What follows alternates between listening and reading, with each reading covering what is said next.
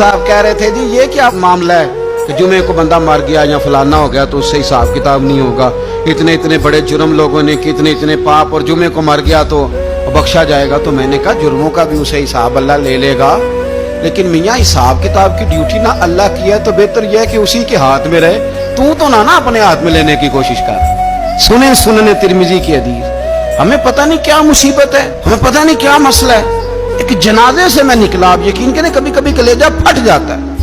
मैं एक जनाजे से निकला तो मेरे साथ एक बंदा जनाजा पढ़ के निकला, तो कहने लगा जी पीर साहब देखें आज कितनी दुनिया आई है, हालांकि ये बंदा इस तरह का था, इस तरह का था, इस तरह का था।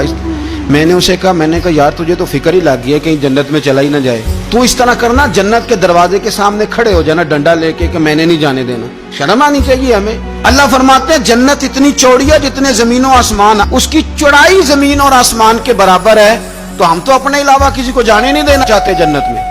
और बस करें, जन्नत खुदा का फजल है, और अल्लाह फरमाते हैं मेरा फजल मैं जिसे चाहता हूं अता करता हूं। ये सुनन तिरमिजी की हदीस, और इसके रावी हजरत अब्दुल्लाह इब्ने उमर रज़ी अल्लाह ताला अन्हु, नबी पाक अलैहिस्सलाम ने फरमाया जो मुसलमान जुम्मे के दिन या जुम्मे की रात को फौत हो उसको अल्लाह ताला कब्र की आजमाइश से महफूज रखता है। जो जुम्मे की रात फौत हो जाए या जुम्मे वाले, यानी जुम्मे रात और जुम्मे की दरमियानी रात चला जाए या जुम्मे वाले, तो अल्लाह उसे अजाब कब्र से, तो मेरे अजीज जो बंदा शहीद हो उससे अजाब कब्र नहीं होता, जो आदमी जुमे के दिन या जुमे की रात चला जाए उसे भी अजाब कब्र नहीं होता।